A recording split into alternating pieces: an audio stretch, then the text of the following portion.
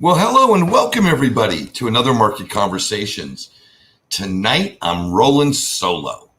And I want to put it out to any of you folks that are in the live audience tonight, whether you be from Facebook, Twitter, or Twitch, or YouTube.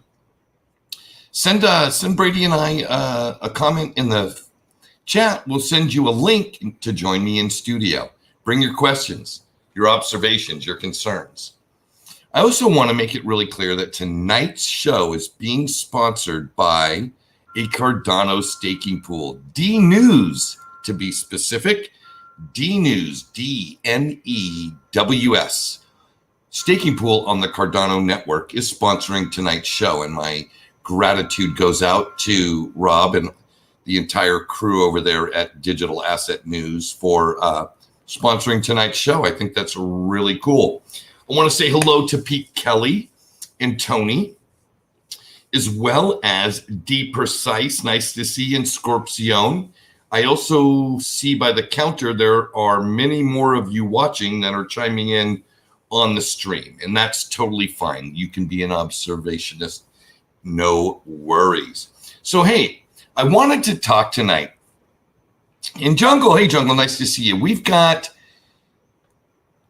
The truth is we have options in front of us. As investors, right, we need to constantly be aware of opportunity. Sometimes it comes quickly and sometimes there's a nice gradual build. For a lot of us that have been in the space for a while, it's been a gradual build.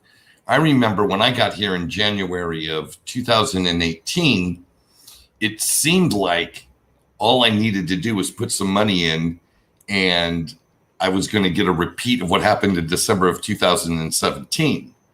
And you know what? 2.5 years went by and that repeat never happened. However, this market has changed, right? Our crypto market has changed. And one of the things that I keep going back to is I want to try to understand why. Why is this market now so different than the crypto market of before? Well, I will tell you, all roads seem to lead back to one elementary function of the world, and that is monetary policy set by governments around the world. It's been a crazy journey trying to learn and understand these things. But the more that I do, the more it becomes very clear to me why things are the way they are and why, for the most part, things behave the way they behave. We're going to get into that topic tonight. And again, if you'd like to join me in studio, I see that a bunch more people have joined as by the counter. Feel free to send your request in the chat and Brady will make sure we send you a link to the studio. But what I wanted to do, because it's an exercise that I do, and I want to share my process with you. If there's little nuggets in what I do can help you become a better investor, then, hey, this is a win-win situation for everybody. Because I'm constantly scouring the internet to find things that you guys are putting up that make me a better investor. So I guess it's me giving back. So I took a little 10-year look at history here. So this is the basis for this little discussion that I'm going to have with myself and with you. And that is taking a look at trillion-dollar asset classes. So it couldn't be, it wasn't in my study or focus if it wasn't $1 trillion or larger. So that gives you a little bit of criteria that we're going to work this off of. And then I used compound annual growth rates. So I took a look at what the legacy market has offered all of us for many, many, many years. So I took a look at gold. And I looked at gold. I looked at the S&P 500. I looked at the NASDAQ index. I looked at long bonds. Now, these are 20 and 30-year bonds. And using one particular analytic or measurement to measure all these things by, I used what they call the cost of capital. It is the rate in which monetary expansion happens, the amount of currency that's created. And for those 10 years, dating from 2010 to 2020, we had on average a growth rate of our currency between 5.5% and 6%. That's the average over the 10 years. There were a couple of years that had a little higher and a couple of years that brought it down just a little bit. But on average, it was just about in between 5.5% and 6% per year. Now, what does that mean? Well, if the rate of the monetary expansion is happening at, we'll say, 6% a year, what that means is the currency that is circulating at the moment will be devalued by 6% each year. Well, when it's 6 cents on every dollar, a lot of us don't feel that initially. It's not like a shot through the heart. It's more like a death through 1,000 cuts.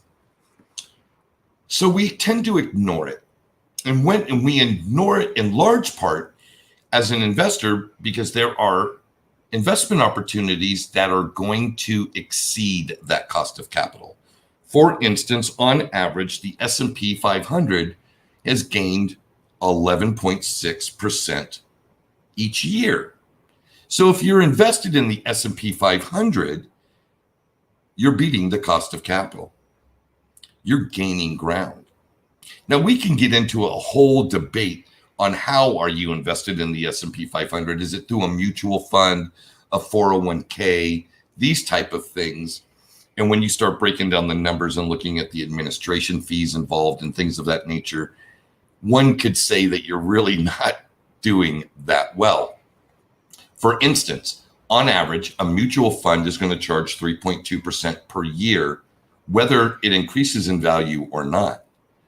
401ks traditionally have a 3.7% managerial fee, and sometimes there are 4 or 5 different fees that total that 3.75%.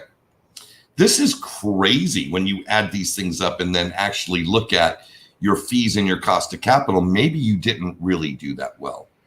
That kind of homework you need to do for yourself. I'm just providing some statistical data as reference. But I take a look at the NASDAQ. Now, the NASDAQ on average over that 10 years, 17%. It by far of the traditional legacy instruments outperformed all the others. The long bonds, 4% a year. So the long bonds did not even beat the cost of capital. And then we go to our old friend gold. Gold is a really interesting case. It's got such a steep, rich history as a store of value. Well, here's the stats. Gold's only appreciated 1.88% year over year compounded over the last 10 years. This is not a great return on investment and does not even meet that period's cost of capital, the rate that currency was introduced into the money supply. Well, then I contrast that. And it's one of the things that I think, whether we intellectually know this or we just are intuitively like tuned into it, these digital assets and their appreciation rate as it pertains to the cost of capital. For instance, Bitcoin, 200% per year for the last 10 years on average. Now that just absolutely crushes against a 6% cost of capital. Well, one of the things that I find really interesting and why I'm talking about why is this market different than the previous markets that we have been living through here in crypto world is that when COVID came along and this confluence of events happened, right, where entire countries shut down and a tremendous amount of the service industry, travel industry, lodging industry, recreation industry just came to a screeching halt, and all those people became unemployed. What it did is it created a shock to the economy, first and foremost, in what they call the velocity of money. This is the route that an actual dollar will travel through a local economy. As it's earned, as it's spent, as it's respent and respent again, and each step along the way, tax receipts are being generated as a result of it. When I take the dollar that I earned building a deck and I take it to the gas station and the rest in the grocery store, I'm not only providing revenue to those entities, I'm also helping to generate tax receipts in the form of sales tax and gas tax and this tax and that tax. Well, when all that shut down, in cities and counties and states all over the country, as well as all the regions in the rest of the world that operate in very similar fashions, you had the citizens in the economy having their ability to earn and therefore spend drastically decreased. You also had all those cities, states, counties, regions, etc., have their tax base wiped out. When people aren't spending money and circulating it through the economy, everything takes a hit. Well, what that forced federal and national governments to do was to go into a debt super cycle. It's let's create debt. We have to issue bonds. We have to get more currency in the circulation. We've got to get people spending money. Well, this on top of an already extremely inflated credit market did nothing to really help the economy. All it did was create bank reserves. It wasn't until they went direct stimulus to the citizens that they were able to get any upticks at all in what they call the velocity of money circulating around the system. But it hasn't been enough. And these governments around the world, they know it hasn't been enough. Hence, we see on Twitter and in the news, and whether we're watching CNBC or Fox or whatever, MSNBC, it doesn't matter, BBC, governments around the world are announcing stimulus package, jobs bills, stuff to try to infuse money into these economies. They need to get the velocity of money coming. But what that does to the cost of capital directly affects each and every one of us, some of us in very profound ways. First and foremost, it's now taken, for instance, in 2020, the cost of capital, the rate of monetary expansion was 25%. This is a really interesting dynamic if you start to understand this and look at it through the lens of whether you're a business or an individual. If the cost of capital, the purchasing power of your dollars, is being diluted by 25%, how do you make that up? Are you in a position to demand 25% increase in salary? If you're somebody that owns investment properties, are you able to increase your rents by 25%? Say you're a business. Are you able to generate 25% more revenue through your business? These are very difficult things to overcome. It's one thing where you could put your money into the NASDAQ, earn 17%, and be able to kind of, brush off a 6% a year monetary expansion, a dilution of 6% per year of the purchasing power of your dollars. That is no longer available. Matter of fact, there's nothing in the traditional legacy investment world that you can beat the cost of capital with any kind of consistency. This presents a very interesting dynamic. Now, those of us that are tuned in. And if you're watching this channel, you're tuned into crypto. So you're well aware of companies like MicroStrategy putting Bitcoin on their balance sheet, and Tesla putting Bitcoin on their balance sheet, and even conservative insurance companies like Mass Mutual putting Bitcoin on their balance sheet. Well, it's no surprise why they are doing that. They are doing that because they know that the cash on their balance sheet is being diluted now at a rate of between 20 and 25% per year. And all projections project that that is going to be the way it is for the next 4 years. This is a very, very interesting dynamic because a lot of us are faced with choices. I can tell you I have a choice. I found a piece of property here in Costa Rica that I am actually kind of in love with, which is not good because it's got me thinking, how can I make this happen? Sure, I could liquidate cryptocurrency. I have enough now. My portfolio's grown where I could knock off 20% of my crypto and buy this property. But one of the things I have to remember is that I'm going to be taxed on that.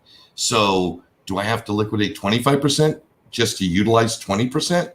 I don't know. That math is a little scary when I start looking at it. My position is all long-term capital gains, but they're long-term capital gains nonetheless. Well, then there's the options that I've talked about before, and I've run many scenarios around, and that is, do I borrow against my crypto? Well, if I borrow against the crypto, I still own the crypto and have all the upside of the appreciation of crypto going forward, but I have none of the yield generating elements of my unimpaired crypto. The minute I lock it up for collateral, I no longer earn interest on it. Well, I'm in the building phase. I'm not where I need to be yet or want to be yet. And everything that I'm doing is about gearing up. So I have to weigh opportunity costs, right? Is the opportunity of buying this piece of property now more beneficial to me than my portfolio management strategy that I have had going for the last year? So far, the answer is no. I love this piece of property and I want to go out and tie it up tomorrow. But I also have a goal, and that goal is to create the kind of wealth where $100,000 isn't going to be a big deal. Right now, it's a huge deal. But I want to build a portfolio and be able to leverage that portfolio that, you know, pressing a button and taking a $100,000 loan is not going to be an issue. Anyway, we each and every one of us have separate strategies. We're looking at things through various lenses. And one of the conversations that I really wanted to have with you, and I'm going to go to the chat here in just a second, I wanted to talk to you guys about how much of cost of capital have you factored into your investment strategy? I mean, many people that I love and respect are talking about exit strategies and selling at this price point and selling at that price point, doing this and doing that. And I'm just curious how much of the cost of capital equation is going into that overall equation. We're in a different world now, and the cryptocurrency space is reflecting that. I don't know how many of you remember, but when we started 2020, we were at approximately $200 billion overall asset class. $200 billion. We are knocking on the door of a $2 trillion asset class in the span of 15 months. This is remarkable. This is showing us that the world is searching for a store of value. The world is searching for yield. These things are no longer available to us in the legacy markets. I know there's going to be those, Apple's going up 25% a year, Jerry, and it's, you know, and Tesla's a growth narrative and it's a story, and look at this and look at that. You know, the thing is, I have looked at this and I have looked at that, And the truth is there's just nothing on the board that comes close to crypto. So now let's talk about crypto. Crypto's got a benchmark now. I guess you could call it, we have a gold standard, and that is Bitcoin. When you look at Bitcoin and you see the rate in which Bitcoin is appreciating, whether it be on a 7-day, 30-day, quarter, or year, you now have a benchmark to measure the rest of your portfolio against. I have a relatively wide open portfolio. I think I have about 20 assets.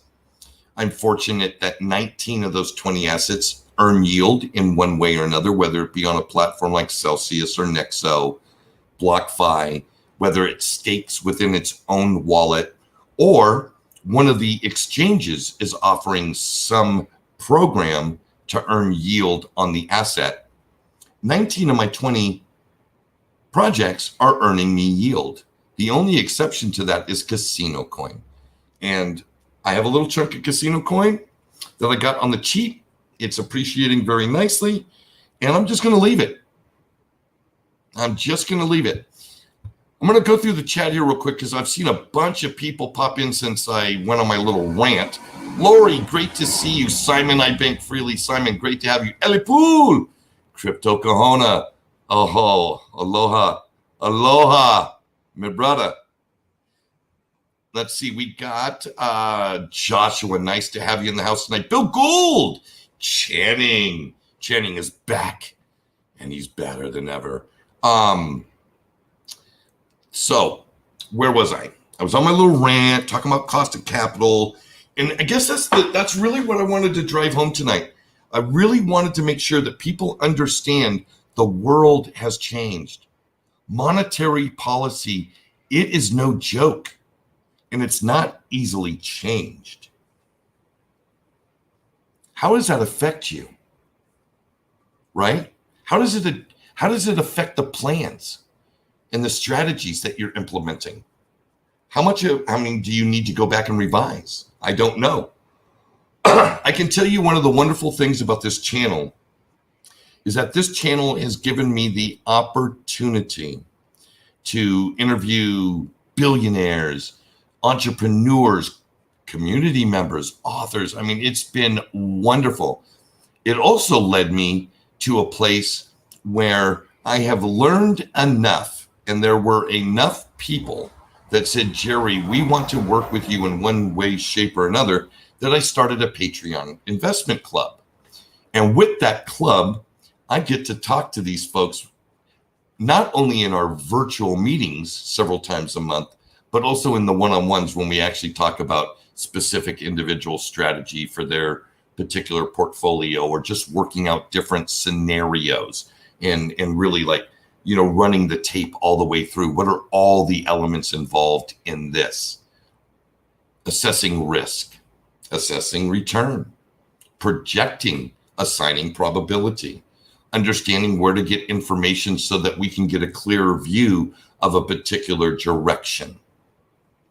This Patreon group has been very beneficial to me because it forces me to continue to study, and I want to thank each and every one of the Patreon members. Some of you are in the house tonight. Whoop, whoop. Thank you for signing up. Thank you for trusting me.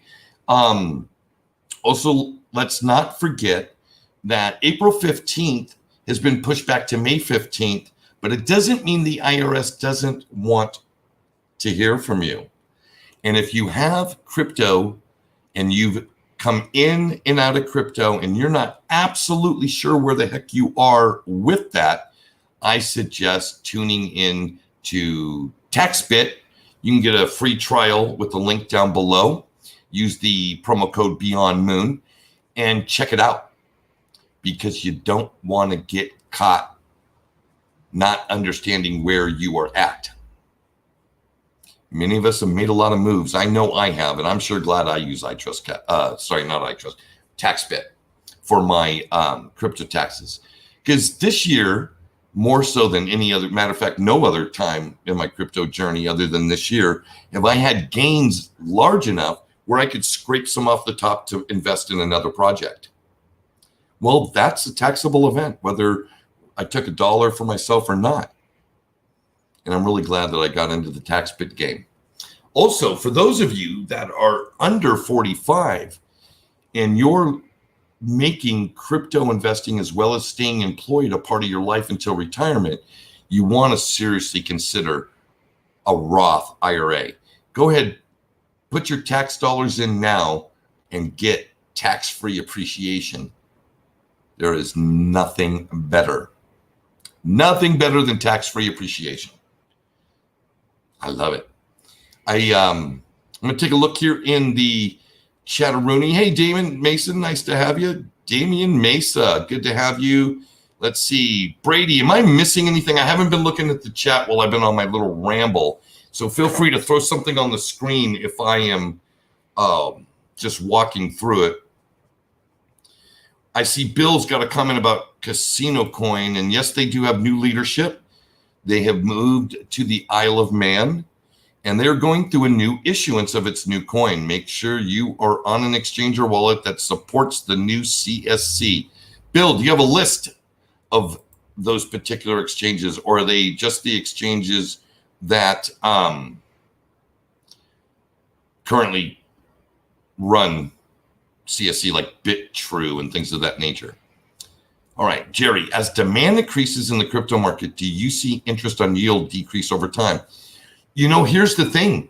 The reason we're able to get yield on our crypto is twofold. One, there is a secondary market of people who need to borrow crypto and that have the ability to use collateral such as bonds, such as verified real estate, and even some stock portfolios. So there are hedge funds that are leveraging their existing portfolio from traditional legacy instruments as collateral to borrow crypto to play in the crypto world. As long as that happens, we're going to continue to see yield from that arena. Then there is what proof of stake has brought to the table. This beautiful little algorithm that requires token holders to secure their tokens for security purposes. We know it as staking to delegation pools and things of that nature. And the developers of those particular protocols created treasuries within those protocols or set aside tokens when they were all initially minted to incentivize that element of their protocol. Genius, total genius stuff. I love those proof of stake protocols. Let's see, what do we got here? I hope that answers your question, Tony. So as long as there's a market, there's going to be yield. Jungle, tax-free appreciation and no RMDs. I would love tax-free appreciation. I wish I knew what an RMD was. I feel kind of silly because I don't understand that acronym. Let's see, BZ Comedy Channel. What up, BZ? Good to have you. So I'm thinking, as I go through this, one of the things that I wanted to make sure that I threw out there, I mean, I kind of already talked about it, you know, when I alluded to how many of us are getting raises or able to raise our rates if we're independent contractors, or how many of us are able to keep up with the cost of capital, the rate of monetary expansion, right? This is a little ditty. Check this out. For those of you that are still invested heavily in the stock market, pay close attention to this. Anything valued on expected cash flows and revenue only hold value if those cash flows grow faster than the rate of monetary expansion. So for those of you holding real estate as investments, and we know that for the next 4 years, monetary policy is not changing, they have to keep doing what they're doing. They have to keep digging deeper and deeper and deeper. They have to. There is no other choice. There's no behind door number 2.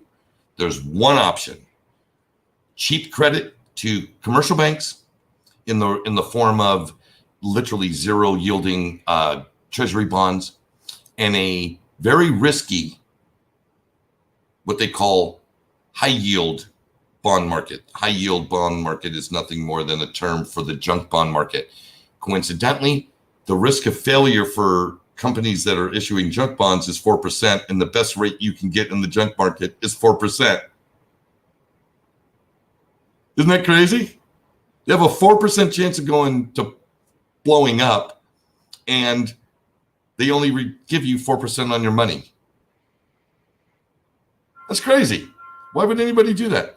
But they do it. A lot of it has to do with policies and procedures and things that they're kind of mandated to do. But anyway, consider that.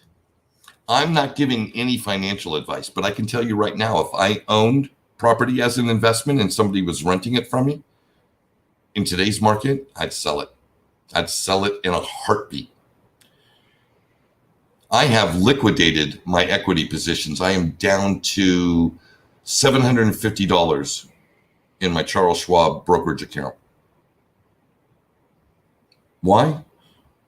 All my assets were giving me really good returns. I mean, not as good as obviously in the crypto market, but they were giving me really good returns. Why did you do that, Jerry? Because I know these companies can't increase their revenues to match the cost of capital. I know that. I know this. How do I know this? Because I look up and I research. A good value growth company will grow at about 5 to 6% per year. Well, if monetary expansion is going to be anywhere from 15 to 25% a year for the next 4 years, they're underwater. How much debt can they absorb before they go insolvent? And it's that same mechanism all the way through. I'm just asking each and every one of you to run the tape all the way through. Run the tape. Understand what you're in. Understand your counterparty risk. If you're in real estate, your counterparty risks are the county and state that you live in. How much are they going to raise taxes to cover their loss of tax receipts and the shortfalls they have in their budgets? They don't have a printing press called the Federal Reserve. Only the federal government has that. Only the U.S. Treasury for the federal government has access to that mechanism. The state of California, state of Florida, state of New Jersey, they don't have that. Nobody does, but the feds. So you got that counterparty risk as somebody who has real estate as an investment. You have the risk of increased taxation. Thing about real estate is there ain't a damn thing. You can't pick it up and move it somewhere else where the tax rate's better. You're stuck there. That's real estate. It ain't going anywhere. So that's one counterparty risk, is the increase of taxation by your local, county, or state municipalities, who's ever in charge of your property tax base. That's one counterparty risk. How about this? Here's the other counterparty risk. Are you going to be able to keep up with the cost of capital? Can you raise your rents? It's a really bad economic time to even consider raising your rent at all, let alone just tracking what they call CPI inflation, which is generally 3% a year, right? How many of your existing tenants have come in and out of rent deferral? How many of you are actually sitting in deferment yourself with your particular mortgage holder? How many of you are looking at refinancing as an option? I'm sure a lot of you are if you're in that game. It's a tricky, tricky thing. Think it all the way through. Think it all the way through. You've got there's another counterparty risk with real estate. It's called demographics. The baby boomer generation is hit their peak cohort. In other words, we've hit the peak medium age for baby boomers. Baby boomers are having to stay in the workforce longer, but they're going to exit. And when they exit, how much inventory are they going to put on the market?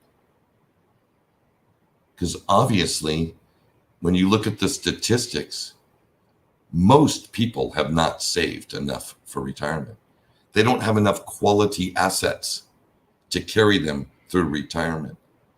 And the old mechanisms of fixed income by using bonds as a rate to secure your retirement no longer provide yields. Case in point, a little analogy. A lot of you have heard me quote this a few times. In 2010, I looked at securing a $50,000 a year fixed income from quality treasury notes secured by the US government. $1 million could provide me $50,000 a year fixed income. To do that now, you need over $10 million to get the same $50,000 a year fixed income. What are these retirement folks going to do? Well, there's several options. Move in with their children. Have their children move in with them. Consolidation of families is a real, probable outcome for many that are facing financial shortfall. It's a real deal. What does that do to inventory? What does that do to the price of real estate? Think about that. For those of you that are kind of not really even sure where to look to substantiate any of these kind of things as it pertains to real estate, the Case-Shiller 25 index gives you an index of the 25 largest cities in real estate statistics, monthly, quarterly, yearly.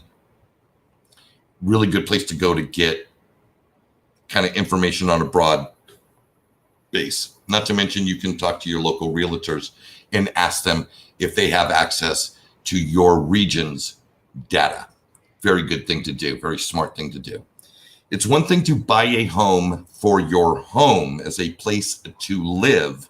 It's a whole other thing to look at real estate as an investment. They're two totally different things. Okay, so that was real estate. I think you know where I'm going with bonds. There's no yield in bonds. Bonds are a shit investment. Mic drop, end of sentence, move on. Garbage. If the best you can get in the bond market, which is the riskiest bonds in the bond market, they call it junk for a reason. If the best you can get is 4% junk bonds, that's garbage. Bye-bye. Junk bonds not even in the equation. All right, let's go take a look at the S&P. Well, the S&P's had a nice little 11.6 run, but we know the monetary expansion is exceeding that now. And we know that anything valued in expected cash flows or revenue, if it doesn't increase to beat that hurdle rate, that cost of capital, it's going to lose ground. When companies lose ground, what are their options? There's only one option. If they're not growing through revenue, the only option is to issue debt, buy their stocks back, and increase value that way. But that means taking on more debt and taking on more debt. Well, if you take a look at debt in this country on a corporate level, corporates, this is entering 2020. So in 2019, corporates were as in debt more so than any other time in the history of business, of recorded history. Corporations in 2019 were so saturated with debt. Fast forward, and that was with monetary expansion at 6% a year. Think about where we are now and what that's going to do. This is real stuff, folks. Ensure the Fed can backstop with liquidity. Liquidity is wonderful, but I think you need to understand what it is. Liquidity is a very short-term solution to what we have before us is a very long-term problem. Insolvency is not out of the question. And the minute the cost of capital, the cost to acquire debt, is greater than the cost to pay and roll over the debt you had previously, you are going to see a chain of events where companies are going to fall like dominoes. The minute the cost to borrow money exceeds that in which they need to pay back their previous debt, you are going to see the foundations shake. These are real things that you should understand before you start putting your money in that capital market structure.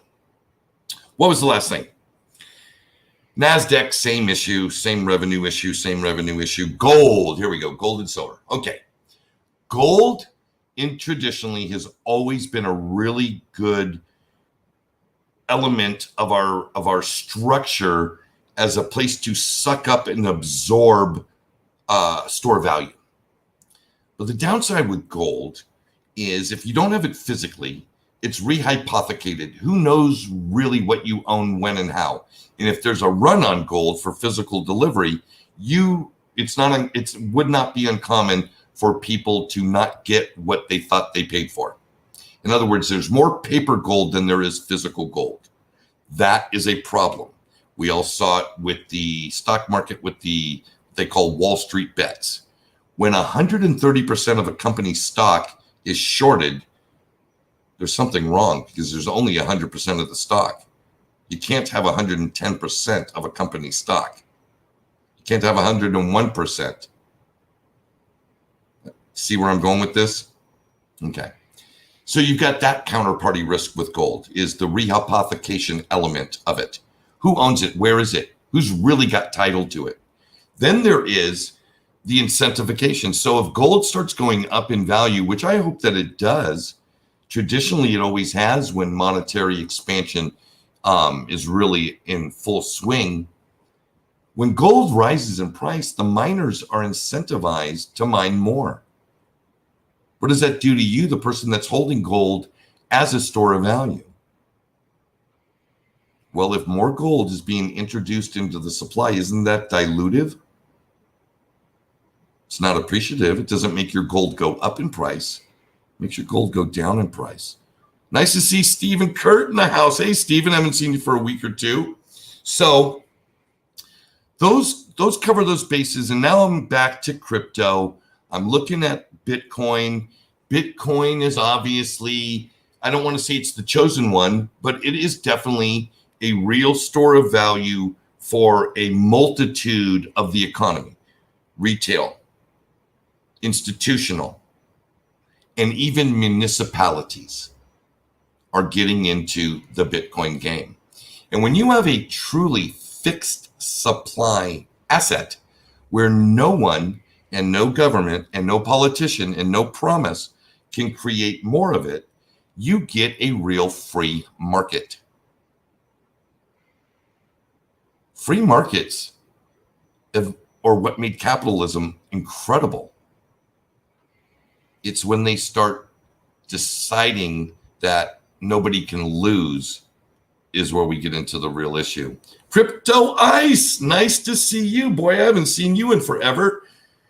Word on the street is he found a beautiful lady he was starting to date and got very into that. But welcome back, Crypto Ice. So, keep your head on a swivel with these things, folks, because, I'm looking at my portfolio now and I've got, Bitcoin is kind of this foundational element in my portfolio.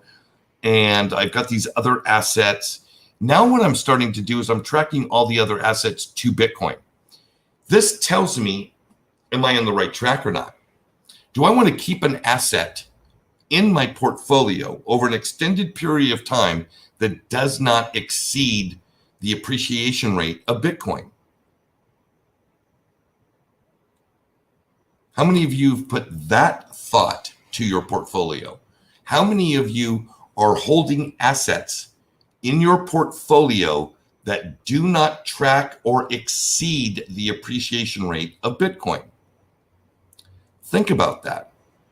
If you have an asset that's an anchor in your portfolio, then the opportunity cost is present and real, and that's the counterparty risk. The counterparty risk in holding a wide basket of assets in crypto are that they don't exceed the appreciation rate of Bitcoin.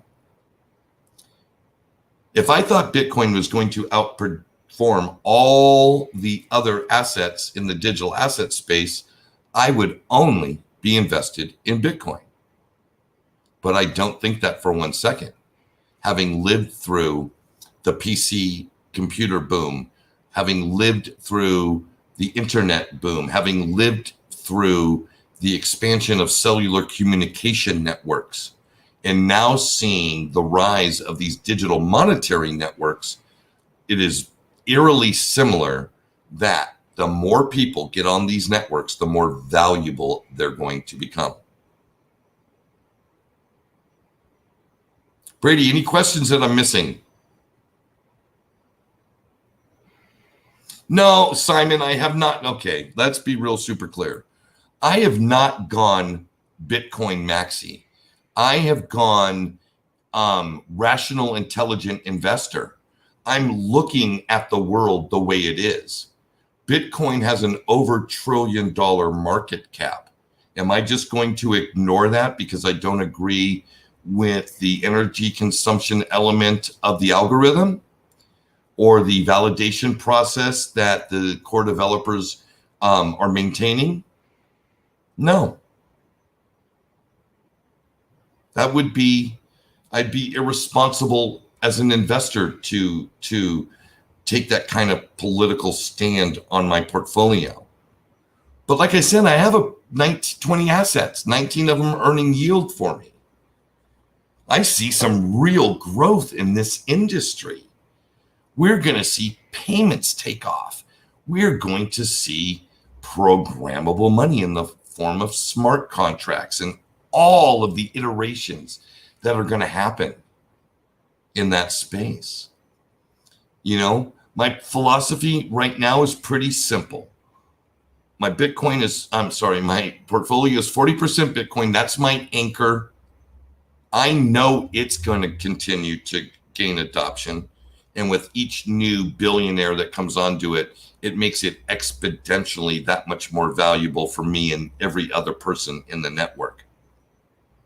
But I'm also seeing that there are going to be applications built on these protocols, and I don't know which of the protocols are going to produce that app that 1 billion people use and is monetized through its ecosystem.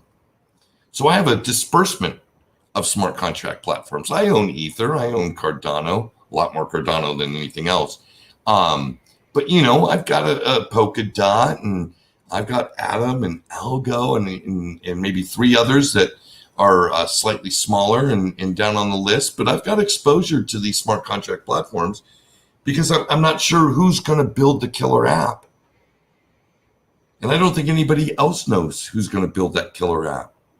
I've got exposure to extremely fast and technically elegant transactional type utility tokens, XRP being first and foremost, XLM, XDC. I don't know who's going to win the payment space. I really don't. But I know somebody. I know value always goes to value. In the end, capital will flow to those projects that are truly valuable. And I can tell you that the traditional and institutional world doesn't start seeing value in things until it gets to be about $1 billion market cap. $1 billion, $2 billion market cap. There's a little something, it's on the radar. But it's not till it gets to 100 billion, 200 billion that that industry goes, okay, that's something that, you know, we can take a serious look at. And we've got projects on the board that are reaching that. I believe Ethereum already is. Cardano's not too far behind. All right. Tony had a couple. Tony had a question right before this one, Brady, that I missed. I just ranted right through it. It's I recently raised rent on 2 of my tenants, and the entire process took more than 6 months, as it has to be approved by the housing and the tenants in the increase. And it was only 2%. Tony, you had to go through a 6-month process to raise your rent by 2%. Boy, that's tough. That's tough. That's a tough gig. Here, Stephen. I imagine houses will be 40% cheaper in 1 to 2 years. I'll wait. Until then, I will continue to buy top-rated cryptos and physical silver as a hedge before the downturn. I will buy my house in cash. That's a smart guy right there. Although, depending upon how you can, at the rates in which you can borrow money, I'll tell you right now, if somebody would lend me a shit ton of money unsecured, 5-6%, I'd take it. If I could borrow $1 million right now at 3 to 5% interest, I'd take that all day long. Because I believe I can get 10, 20, 30, 100, 200% a year appreciation on the assets that I would acquire with that money.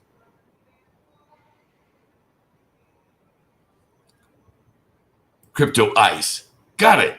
When cost to borrow money exceeds the cost to pay back previous debt, trouble for companies. That is exactly the case. This is why monetary policy is painted into a corner. If the Fed were to start raising the short-term lending rates, which would have a trickle-down effect to every other bond term, 2-year, 5-year, 10-year, 20, 30-year, they were to start raising the cost to borrow money, you would see it would just be a sea of dominoes. Companies would just go tick, tick, tick, tick, tick, tick, tick, tick, because there's no way they could roll their debt. They could not do it. The cost to roll their debt would crush them. Now, the government, unfortunately, doesn't have that same predicament. The government is able to borrow with impunity, right? There's no bill collector going to knock on the Treasury Department or the Federal Reserve, knock on the door and say, there's a bill due here, pay up. There is nobody. That entity does not exist. Laddie daddy, this is a very interesting channel. You got my ear. Well, welcome to the channel. Good to have you. I hope you hit the like button and the subscribe button. Love to have you tune in week after week. Generally, I have a guest and we'll talk about a topic. Like last week I had, Channing. I had Channing Smith in here and we talked about NFTs and we talked about the cool stuff that's coming with a layer one solution called Flare Networks, and the yielding and the staking and the token minting and all the cool stuff. And the week before that, I had a real estate agent on talking about moving out of the United States as an actual investment strategy for the currency arbitrage. Earn your money in US dollars, but spend your money in Costa Rican colones. Buy your property here, build your house here at 50% less of what it would cost you in the United States. Cost of living is so much cheaper down here in Costa Rica than it is in the United States, et cetera, et cetera, et cetera. Yep. So welcome to the channel. Jerry, look at what XRP on the market is doing as you rant. I think that's wonderful. And I think XRP gaining 6, 7, 8% is great. But it was December 22nd and XRP was at 60 cents. So if it's at 60 cents now, I think that's wonderful. What is a drag is every investor who's kept their money in that asset as missed out on every single gain of every other project they would have had that money in had they let go of the XRP. That's called opportunity cost. I spent 2.5 years with my entire portfolio wrapped up in XRP, and I was underwater. In other words, half of the US dollars that I invested into crypto, the value of my XRP portfolio was half that. In other words, it had lost half its value over 2.5 years. And all the opportunity costs of, I could have bought Bitcoin at $3,500. I could have bought Ethereum at $100. No, I'm going to hold on to my XRP because it's going to change the world. You know what? Here's the honest to God truth. XRP is going to change the world, but it's also going to keep a lot of you right where you are. And that's just the truth. You can have every hope and desire for that project to appreciate in value, but until the market decides to become the participant in driving its value up, it isn't going to be driven up. And there are too many headwinds. Transactional cryptos in the United States suck because the tax treatment by the IRS for digital assets sucks. It's all considered property. None of it is considered a currency. So therefore, every time you transact in it, there's a cost basis and either a capital gain or a capital loss. And that makes a transactional utility token very difficult to transact in with any kind of frequency. Not a lot of the XRP supporters are talking about that. I love XRP. Let's be really clear. I love it. It's elegant. It's wonderful technology. It has many things going against it, and it has nothing to do with the SEC.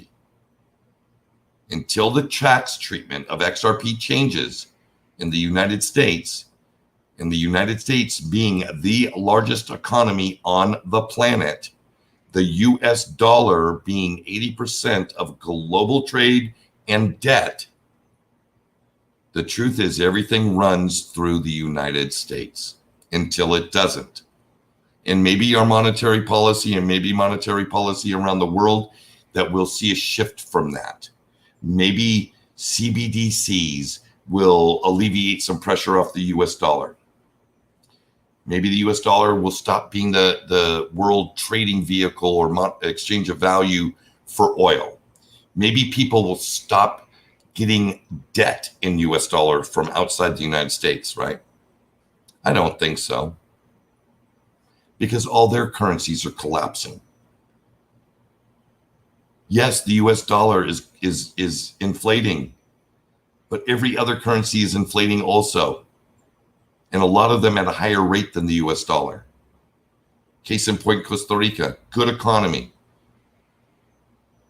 It's losing value to the US dollar. Now I benefit from that because I earn in US dollars and I spend in colones. But that's a very real thing. So I looked down at the clock. Can you believe it? I've just ranted for 58 minutes. Never done that before in my life on my channel. I do that to myself. You should see me. I do these with my dog, but they're uncaptured for history. This one's been captured.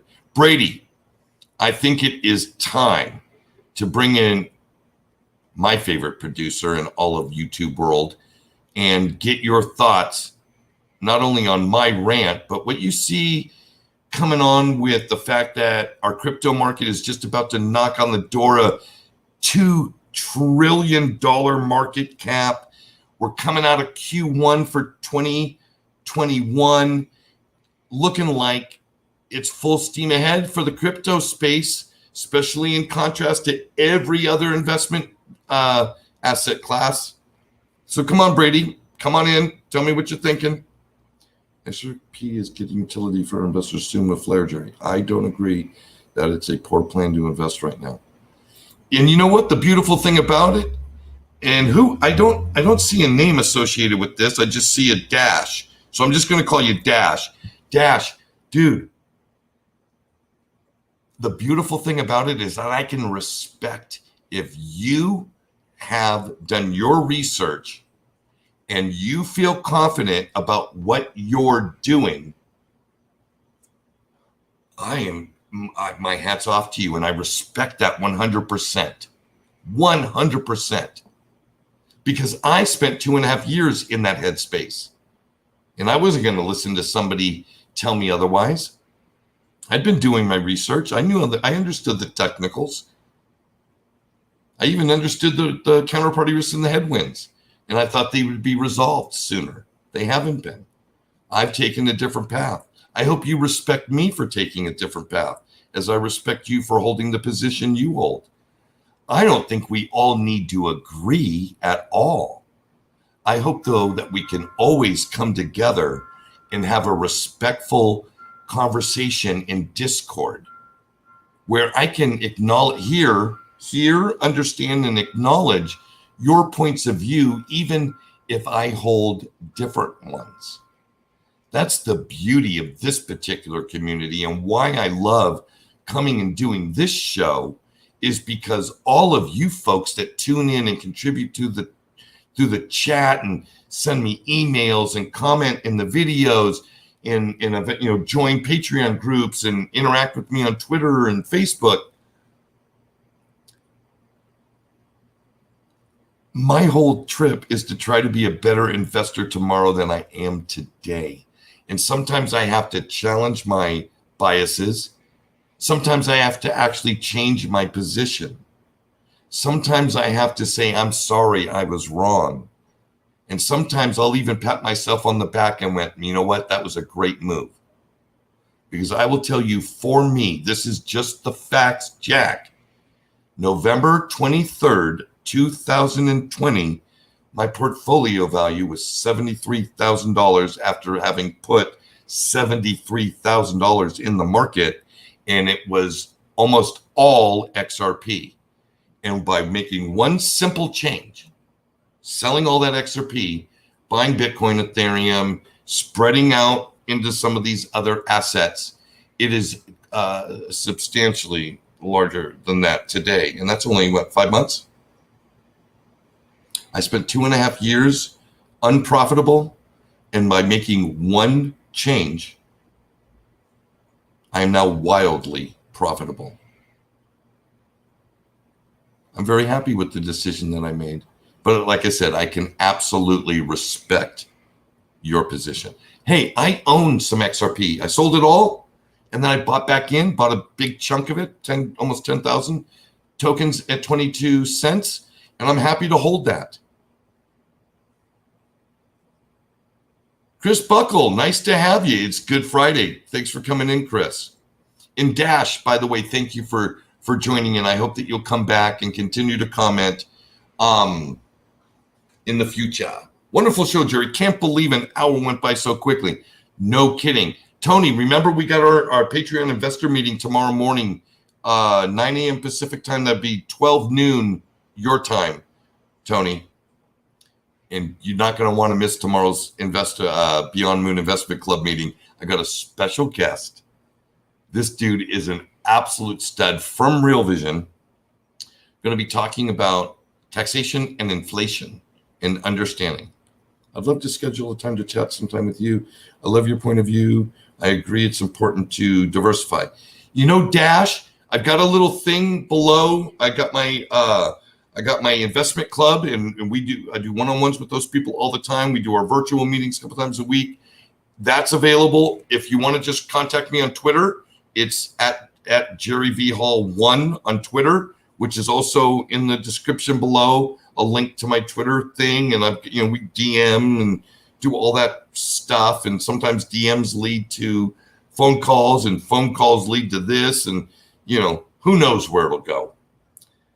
You're telling my story. Okay, Steven, see you. Brady, my producer, is just on it. Oh, Ronnie. Oh, my goodness. Ronnie Vale, one of my beloved Patreon brothers, who never shows up in my live streams, is sitting in the house tonight. Hey, Ronnie, I'll see you in the morning, man. Got a great meeting lined up for you in the morning. All right. So we got Dash is going to check it out. We got Pete Kelly. Thanks. Great show tonight, Pete. I love Pete Kelly. I got to start chatting with Pete on the phone. And I don't know what I can talk about or not talk about. So I won't say nothing. I've just really enjoyed getting to know Pete. Same with Tony.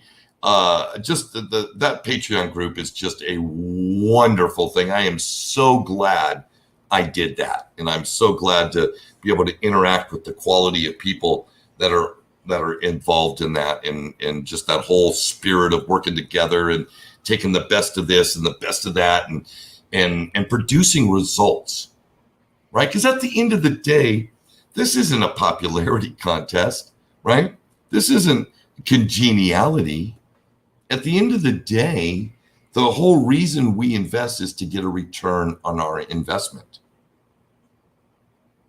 Well, I'm telling you, this digital asset space is that opportunity for many of us who, like for myself, who missed out on the PC boom of the 80s and the internet boom of the late 90s and the cellular communication boom of the 90s. I was not financially engaged in those particular innovative waves. This one I am. And I'm forever grateful that you've joined me. Now, obviously, Brady has asked me to hold on, but I've held on as long as I can hold on, Brady. Pretty soon I'm going to start drooling. You can already see I'm sweating profusely. We are still in our very hot summertime here. Looking forward to the rainy season when it'll start cooling down. But when I'm sweating like this and the sweat's forming under the man boobs and stuff, it's uncomfortable. Brady knows I like to live with my shirt off and just nothing but shorts and flip-flops here in Costa Rica. Oh, you need me to add you. Well, watch how fast. Bang! Welcome to the show, Brady. I forgot I had the hold up sign or the hold on, and then I was just waiting for you, man. But the